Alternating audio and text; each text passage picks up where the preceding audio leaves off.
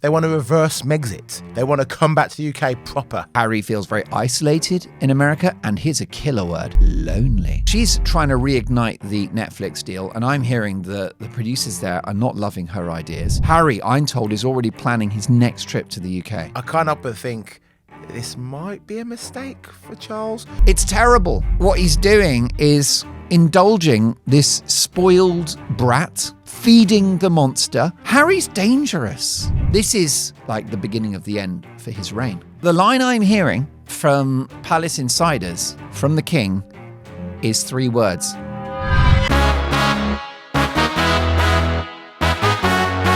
Hello and welcome to the Daily Expresso with me, JJ Anisiobi, and I'm reunited with the star of the Mark Dolan show. It's Marky Mark. JJ, so good to see you. I feel like I haven't seen you in ages. No, it's been too long. You don't return my calls. You don't write. The message is very clear. We are colleagues, not friends.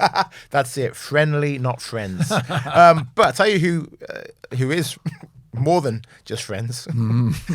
Where's this going, Terrible JJ? link. You do realise on YouTube the first minute is critical, don't you? It is. Bye-bye, everyone. Enjoyed today's show. Let's get a coffee.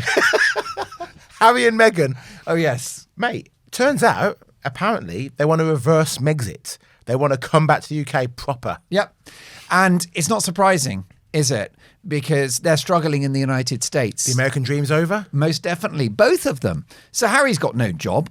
Yeah. And it's a very interesting set of revelations from Alison Beauchoff, our mutual friend at the Daily Mail, who knows her onions. She knows her onions. And she's been reporting that Harry feels very isolated in America. And here's a killer word: lonely.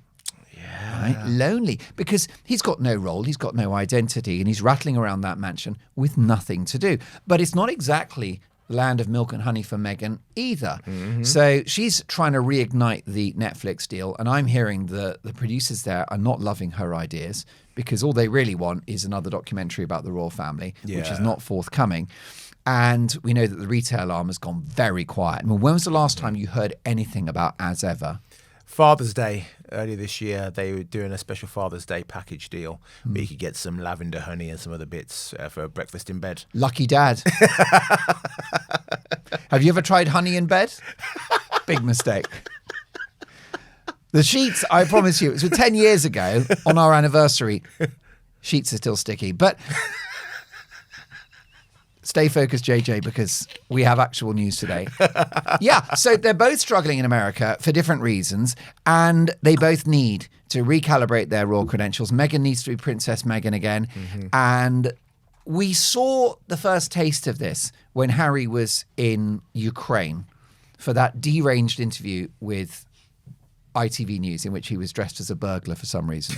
And I don't know why, in a beanie, literally like a homeless man, which I think is a portent of the future when the receivers come for that apartment, not the apartment, the house in Montecito. So Harry then said, I'm very much a member of the royal family and I'll be doing these royal trips.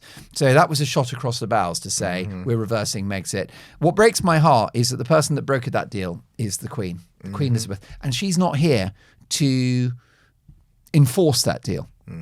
And so clearly, Harry and Meghan's return to the United Kingdom and that face-to-face meeting at Highgrove House with the King and Queen Camilla was a coup. It was a triumph for the Sussexes, and it's all part, as you say, of the reversal of Megxit, the tearing up of that deal with the late Queen. They are back, and we are somehow going to have to get used to it, because Harry, I'm told, is already planning his next trip to the UK. Which should be in September, I hear. Right, so King Charles is also said to be part of this. He is apparently helping bring them back into the bosom of the royals.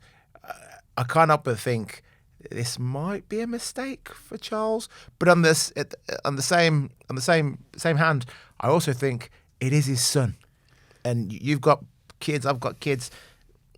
As parents, we would, even if, and people in the comments always say, JJ, what drugs are you taking? If your son was slagging off your family publicly around the world, would you take him back?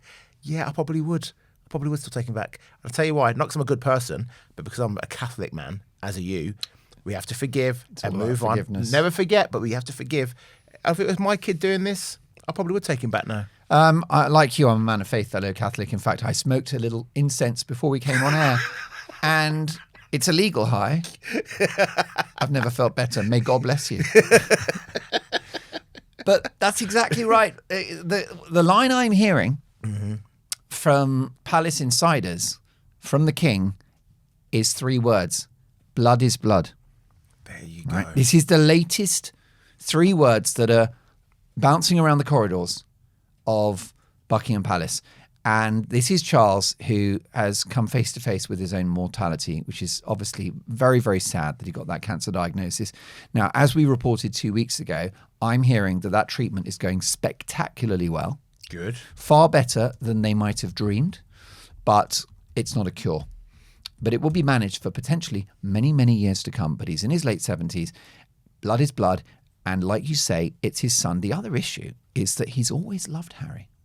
And it's my understanding that he's always had a soft spot for his youngest son, more so than William, which has been a complicated relationship, which I find so unfair because William's the guy that's never put a foot wrong. Mm-hmm. William didn't dress up as Adolf Hitler or get his willy frozen on some... What was that story again? Yeah, he got frostbite on his todger, didn't he, old Harry? Mm-mm.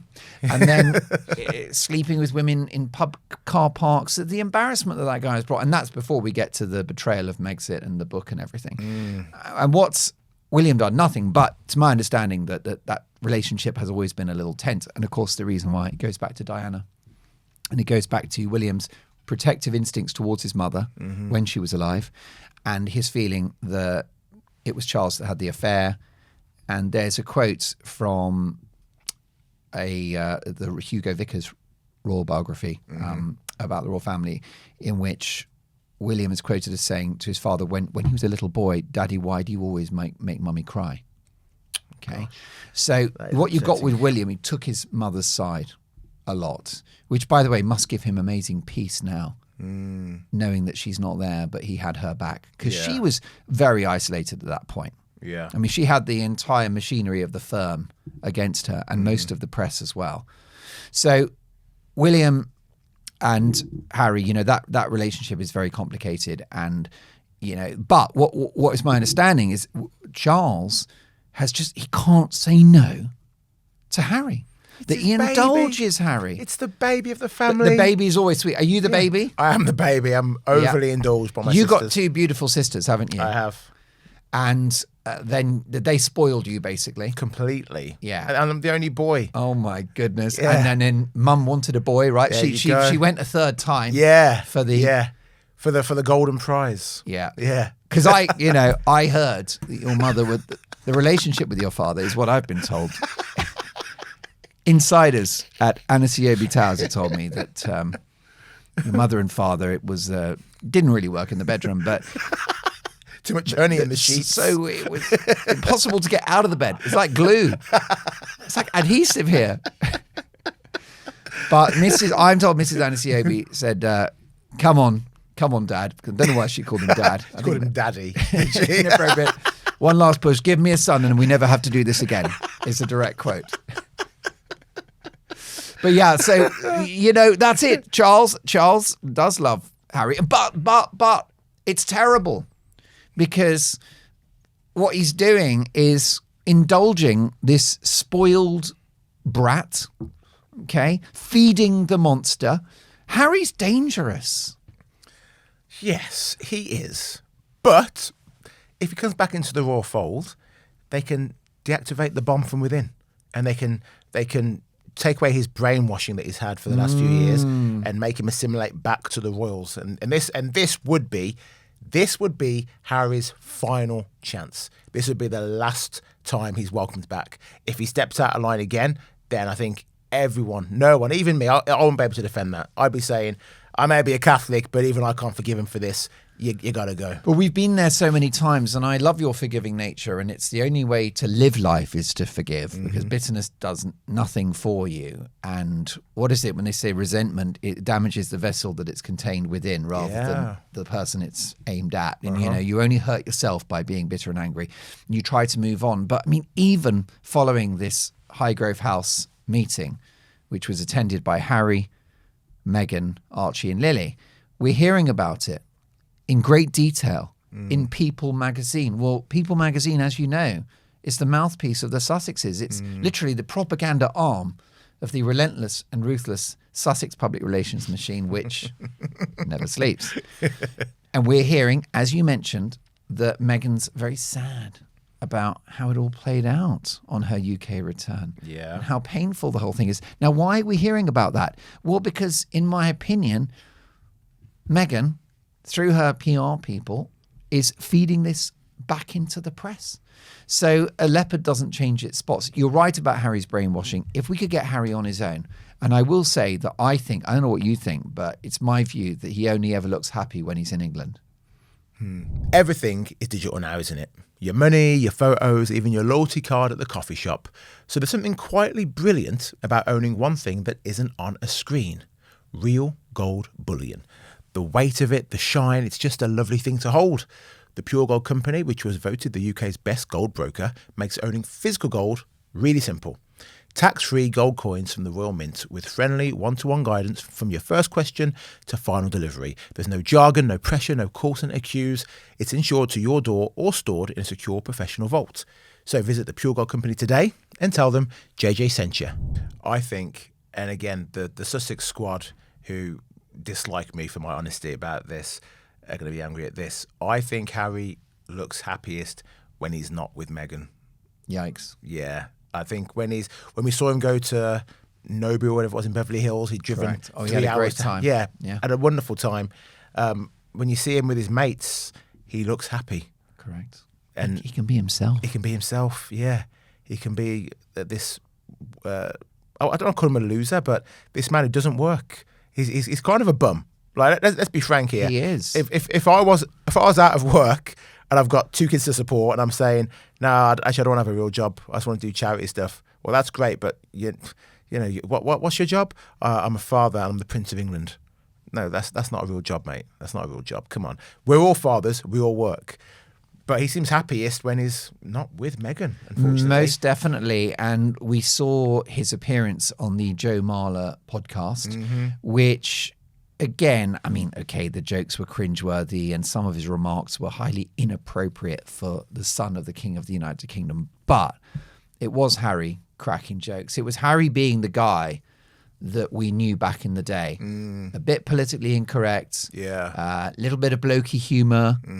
And I would have thought he'll have slammed a few beers with those lads afterwards. Yeah. That's the real Harry. And as you say, to reverse the brainwashing, and that's only possible if Meghan's not there for a sustained period of time. The issue is that the UK return is very much about Harry and Meghan. Yeah, it is both of them. Why do you think, by the way, America's fallen out of love with them? And it seems to have happened quite swiftly over the past 12 months. Why has this happened? Well, Americans like a winner. And they like people who are productive and creative and talented and hardworking. Meghan's not got much to work with. She's a charlatan. She's a pretender. She is very beautiful and she's a good actress. She's not a good actress. She's more wooden than Sherwood Forest. Very good. Right? Old Meghan Markle as an actress. Let me just tell you, Meryl Streep is not looking over her shoulder. Right? Dame Judi Dench. Judi Dench, thank you. She's not sweating the small stuff. Julia Roberts is not staying awake at night worrying about my husband. It's not happening. So I think that they're partly a flop in America just because they're not bringing anything to the party. They don't have the goods. Meghan is not, she's not an entrepreneur or a retailer. That's been a disaster. The acting thing has, she was lucky to get that part in Suits. Didn't exactly set the world on fire. She wasn't a princess. So not a TV host, the list goes on. So, and I think the other reason why is because the Americans don't like chancers and grifters. What have they done? They've gone to America and they've made money from attacking their family.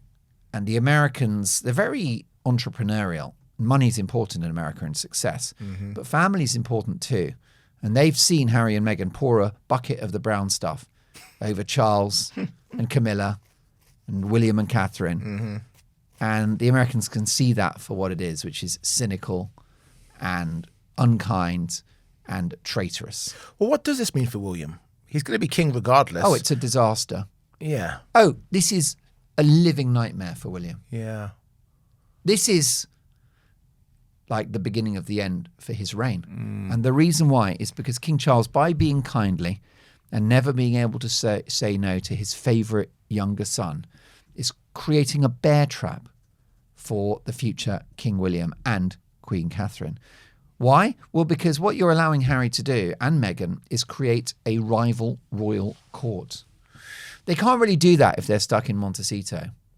But if they're popping into Buckingham Palace 2 or 3 times a year, eventually getting the balcony photo, turning up at Westminster Abbey and other, Christmas at Balmoral. Yeah. So, and by the way, it's my understanding that looking at that material covered by People magazine and Alison Beauchoff saying Meghan has been sort of saddened by how the UK return went. Well, the reason why is she wanted the photo op. Because in order to kickstart things in America, she needs to be royal again. And there's no better way to do that than a picture of her going into Highgrove House. Yeah. Maybe, hugging the king, that kind of thing. Some posed family shot or a stolen image by a Daily Express snapper. Those old legends. Yeah. They're always called Ian or Keith, aren't they? They're about 97. They never retire. Over your shot. Go on, give me a shot. Legendary old photographer. Catch the moment. And Meghan's furious because it's basically, it would have been mission accomplished if she could have got the photo. She's happy. I've got no doubt she's happy to have been back on royal property, which is so symbolic. Because my preference, by the way, I'm not going to deprive King Charles of spending time with his grandchildren. My solution is that the kids visited the king alone. What, without their parents there? Yeah. Well, how's that going to work? They've not seen they don't know their granddad. They haven't seen him for 4 years, whatever it is. So that wouldn't have worked. It was, we're going to pop the kids in the car. Ta-ta. Well, don't tell me that Harry and Meghan are raising their own kids. So you take Juanita, who's the help. Long-suffering nanny. Barely speaks English. And they can do that. Or they could have met at a neutral location. My deal breaker was Harry and Meghan back in a royal property. That crosses a line for me. So you mentioned about William. William will be furious about that. The symbolism of Harry back on this incredibly hallowed turf, if you like, of Highgrove, which, by the way, is one of the most personal locations because it's where they spent summer holidays, it's where they went fishing, it's where they just had all their fun, and it's where King Charles relaxes and puts down, lays down the sort of big burden of being king. So you think Charles shouldn't be welcoming back Harry? No, I think that what you can do is begin a relationship with the grandchildren in neutral locations. I also am not against the grandchildren being on royal property, but I don't want these two grifters anywhere near the palace. You're a hypocrite, Mark Dolan. You are a hypocrite. And I'll tell you why you're a hypocrite, Mark. Because you've got 2 boys. One of them that I've met, fantastic kid. The other one, kind of useless. I got no interest in hanging out with him again. Really boring. He's not great. Yeah, just, I left him. I was like, ugh. God, how boring. And you still have them around?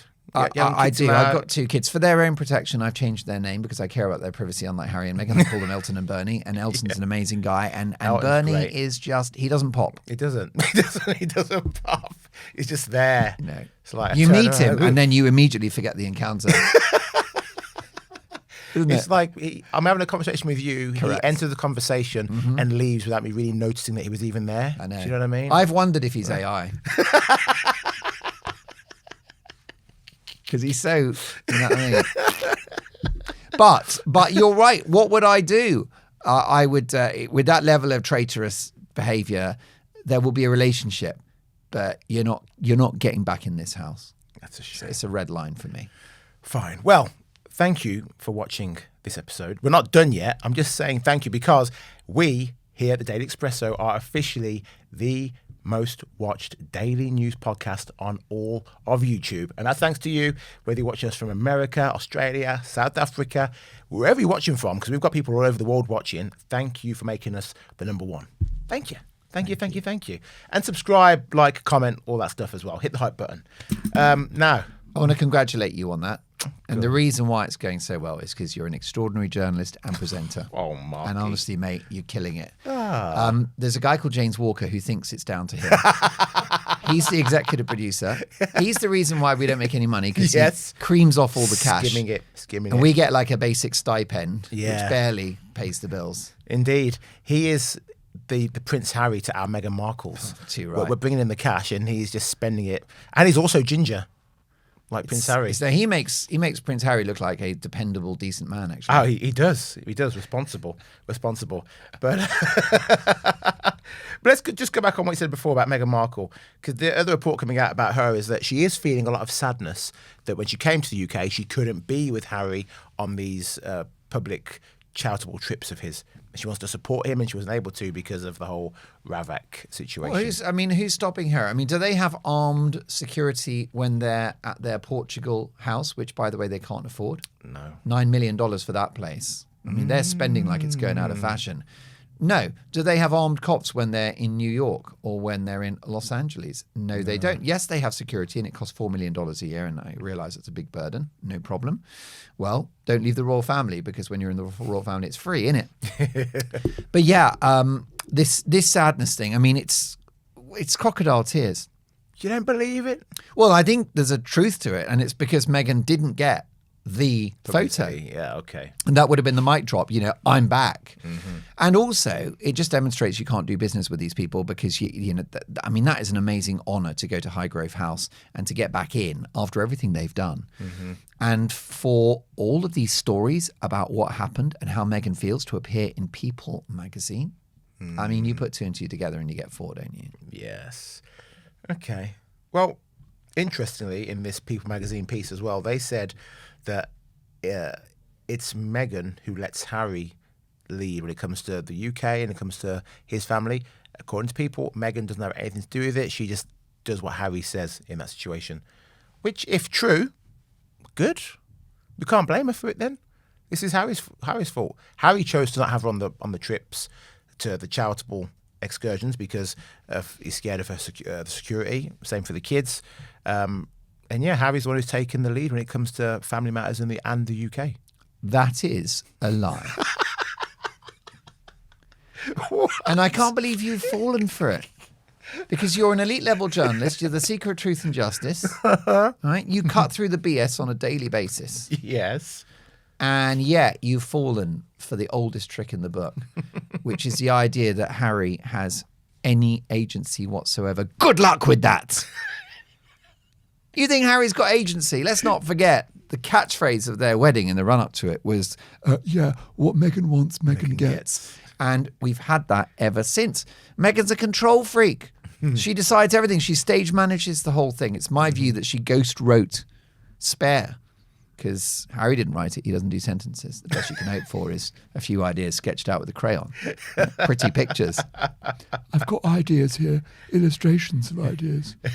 I don't do words because they're complicated and it makes my head hurt. Yeah. Meghan decides everything. Now, don't get me wrong, and it's really important. I'm glad you mentioned this, JJ. I'm not going to demonize Megs because good luck to her. Meghan is Meghan, and we've always said that it's super in the open that she's driven and ambitious. It's super in the open that she's pathologically transactional. It's exactly like Trump in that way. It's out there, which is why these people are actually hard to criticize because it's so overt and priced in. There's something almost honorable about it. Harry's the one that pretends to be this decent, regular guy, but is actually, I think, quite a poisonous personality and certainly dangerous. You can see that from everything he's done to the family. But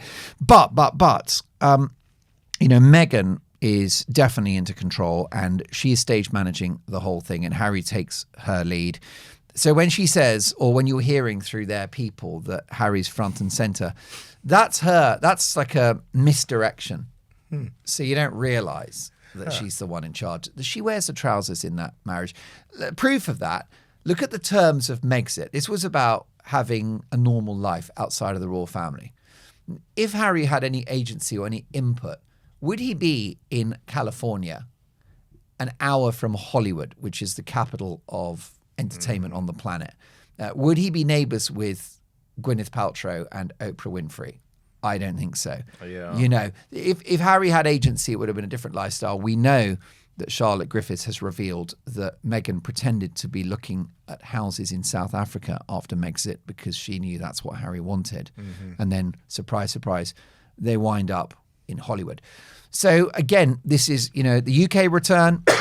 Yeah, of course, Harry wants it. So he'll be a driving force behind this reunion with King Charles. But Meghan's all in because she needs it for her brand. And that's why she's so angry, in my opinion, and not having the photograph, because that would have sealed the deal. Because I think if she becomes royal again, and she's very much, the king's daughter-in-law and Princess Meghan, I think the phone starts ringing in America again. Because suddenly she has that luster, that sheen, that position that you get, that status. Yeah. Oh, Meghan's royal again. Let's get her on this TV show. Let's give her a podcast. Yeah. And the whole merry thing begins again. But by the way, it'll come. I mean, this is what breaks my heart, and that's why I've said it's over for William, because they're back. Give these people an inch and they'll take a mile. Meghan's got her foot in the door, and Harry, as you mentioned, back in September, and he's going to be here 2, 3, 4 times a year. Meghan and the kids, a couple of times a year, maybe even buy a place in the UK, sell up in Portugal, and properly come back. Yeah. And this comes at exactly the time when William is preparing to be king. Do you think it's helpful for him to have Harry and Meghan back in the royal fold with the next generation of royals on the way, Archie and Lily, who I predict when they're older will make life miserable for George, Charlotte, and Louis? And this generational pain is going to continue. Right, before we go, I just want to touch on some British politics. We've got a new Prime Minister today. Prime Minister Burnham. He is now officially the Prime Minister, and his first act is going to be scrapping the digital ID cards. He's not going to spend any more time or resource doing that. He instead wants to use all the resource that was going into digital ID cards to now focus on helping with the cost of living. So was I wrong about Andy Burnham? Is he actually going to be okay? Well, nobody voted for him, so he doesn't have a mandate, which is a problem. And we've got to stop doing this because it happened under the Tories as well. You've had 7 prime ministers in 10 years. If that was a business, JJ, maybe you're basically, that's... Yeah, shut it down. Isn't it? You're in distress, And there's a democratic issue there. We need him to succeed because you love your country, I love my country. Indeed. And so good luck. I think we should offer goodwill. We didn't choose him, but the early signs are not good. I mean, I'm delighted that he's scrapping the digital ID, which is illiberal. And it would take us back to COVID days where the government are telling you what to put in your body or otherwise you can't get on a bus. I mean, that is the implication really of a digital ID. That's crazy, yeah. It's state control. I mean, you're not a sovereign individual with that. So that's good. Also, there's going to be a bit of drilling in the North Sea. Not enough. They won't be granting new oil and gas licenses, which they should, but they will try to speed up exploration for fields that have already been signed off. Yeah. So that's great.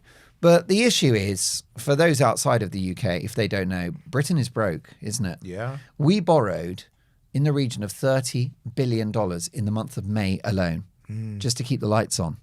So that would be a bit like you paying for milk with your credit card. Yeah. That's actually, you go to the supermarket, you're getting the basics, bread, milk and butter with a credit card. It's like, okay, you buy a holiday with a credit card. Yeah. You don't buy milk and eggs and, Yeah. So therefore the country's broke, and this guy, what we need, unfortunately, is we need to cut spending. And the taxes are so high, which is killing growth. And then we've got illegal immigration, which is just such a problem for the country. It's very expensive. It's a problem because we don't know who these folks are, and some of them may be fabulous, but others may have a criminal record. So, and what they do is they plonk. I just got an email from someone in East Sussex, a beautiful town called Crowborough, near the sea, and a scenic Crowborough. location, little village. And the kids in the morning go off to school on a little bicycle, country pub. Well, they've just taken an army cadet training center. This is where youngsters can go and get fit and have teamwork and go on adventures. That's been shut down, so they can't use that facility anymore. Local kids and 500 undocumented men who have entered the country illegally will be accommodated there, and it's turned the town upside down. And now the parents are driving their kids to school. They're not walking to school. Women are not walking home from the pub in the evening because of the unknown. We're not going to demonize these folks. But if you have 500 undocumented men, we don't know who they are, and they're in a town near you. So, and Burnham hasn't mentioned any of that. So we've got big problems. We know what the solutions are, and I don't think we're going to get them from Andy Burnham. So him having nice eyebrows is not going to cut it, or being good at speeches. And this ridiculous performative stuff about, we'll have an office of number 10 in the north of England. All that means is civil servants endlessly on a train, just up and down the country for the optics. Yeah. We don't need optics, we need change. Well, they do it in Europe, right? They move from Brussels to Strasbourg once a week. Look how successful they are.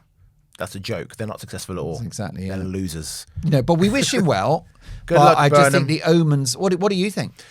I want him to do well. I want the country to do well. But I'm not convinced he'll be any better than Starmer was. And I hope he doesn't go. He's more liberal than Starmer. I hope he doesn't just flank to the left too hard. Well, I mean, he's going to crank up foreign aid up to 0.7% of GDP. That's going to cost an extra £18 billion, which is the same size as the black hole in our military budget. And then the last time I checked, the world was an increasingly dangerous place. And I believe in, by the way, what I would do is I would replace foreign aid with disaster relief. Yeah. Right? Go on, And explain I would have billions available for floods, earthquakes, forest fires, famines. Okay. What about Brazilian butt lifts? Would be nice. And also, I am very fond of the Egyptian Spice Girls. They're great. I met all 5 of them in a room on my own 3 years ago. Long story. It was a connection made on the internet. It was during a dark time in my marriage. I was lonely. And it was a night to remember. Not a lot of singing. I don't remember singing. But lots of sticky Egyptian honey. Well, Marky Mark. Thank you. I feel I've overshared today. It's a cry for help, really. A little bit. But thank you for staying this long. If you have lasted this long, like, share, comment, and hit the hype button. Thanks for watching. Bye-bye. Right, a quick pause in the podcast to tell you about our sponsor, Incogni. You had those phone calls from numbers you don't recognize, or you go in your inbox and there's emails for stuff you did not sign up for. Well, that's because someone somewhere is selling your private information. That's where today's sponsor comes in, Incogni. They will contact these people who have been taking your information, and they'll say, oi, stop, delete it. Go to the website, incogni.com. You type in the details. 2 minutes later, Incogni are sorting it out for you automatically. And because I love you, I've got you a discount. It ain't 10%, it ain't 20%, 60% off. 60% off an annual Incogni plan. Just go to incogni.com/Daily Expresso or click the link in the episode description box below.